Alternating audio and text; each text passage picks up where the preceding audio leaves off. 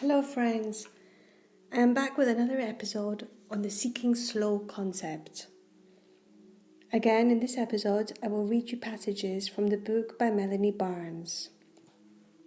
So in her book, she says, we often equate happiness with the big moments in life, but there is a lot to be found in the simple things. Let's learn to cherish those small moments and refocus on what it means to be happy. It's not about trying to have it all, but about learning to be content with what we have, and that less can indeed be more.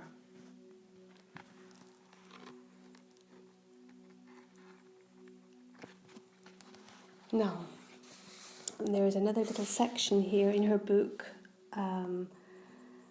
and it's titled Working Smarter. Here, she's going to explain some time management ideas that will help you work smarter. By spending some time thinking about how you approach your day and tasks, you will be able to work more efficiently and reduce your stress levels. Focus on what is important, not what feels urgent. Even though the urgent items feel pressing, it is more valuable for you to complete the important tasks. Resist the trap of multitasking. A more efficient use of our energy and time is to focus on just one individual thing, monotasking. By doing so, you will be more productive, as well as less tired and neurochemically depleted at the end of the task. Avoid hurrying and be intentional with your time. Hurrying is the poison to productivity. It creates a scarcity of mindset and increases stress levels. By dedicating some time and energy to thinking about how to approach your day and schedule, you will alleviate that sense of hurrying and allow yourself to sink into each part of your day with enjoyment. Plus, you are much more likely to create a conducive atmosphere for productivity and creativity. Define your purpose and priorities. By having a clear understanding of your purpose and priorities, you can make sure that you do the important work first when you have the most energy. Save the small tasks that aren't so important for the end of the day. Time box tasks. Give each task on your to-do list a question mark of how long the task will take, for instance. You can also section your tasks into small, medium and large based on how much time they will take. Doing this will help you use your time more efficiently. Batch similar tasks. This can be as simple as answering your emails in one sitting and having a couple hours to work on your accounts, to separating tasks according to whether they have a similar focus and attentional set. Some tasks require you to think about the big picture. Some require you to be detailed orientated, and others require you to simply focus on getting the bulk of the work done. By working from the same attentional set, where your level of focus is consistent, you will get more done and finish with more energy. Understand the difference between tasks, projects, and goals. A task is a small, identifiable piece of work. A project is a series of tasks that result in a specific target, and a goal is a big picture ambition or objective. Add only small, manageable and specific things to your to-do list. If you add something that is too big, like write a book of course, it's never going to get done. A more appropriate task would be write outline for book or write 500 words for chapter 1.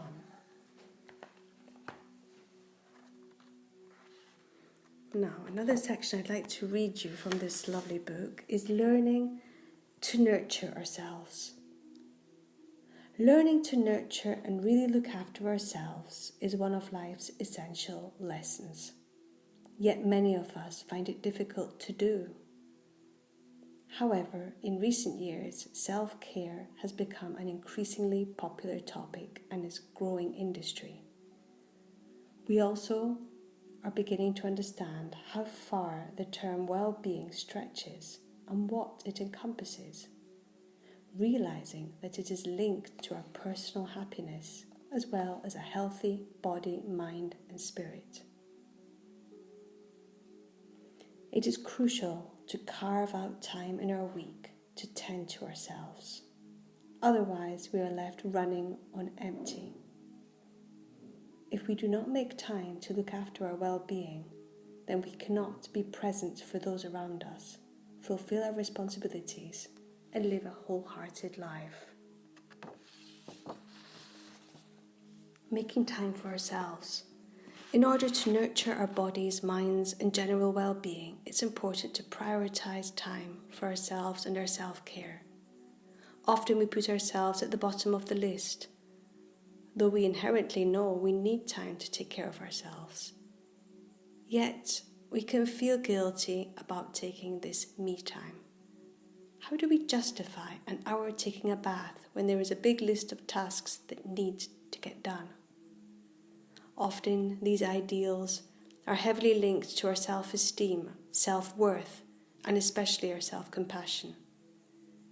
These thought patterns and beliefs have been established over years, if not decades, so adjusting our thinking and altering our habits will take some time. The first step is to acknowledge that as adults, our bodies and minds still need support and nourishment to thrive and develop. Here are a few ways to make time for yourself. Redefine which weekly tasks are essential. There will undoubtedly be things on your to-do list that at first glance seem to be important. But when you take a moment to reevaluate, you can recognize that comparatively they are not as important as your well-being. Access the toll of emotional labor.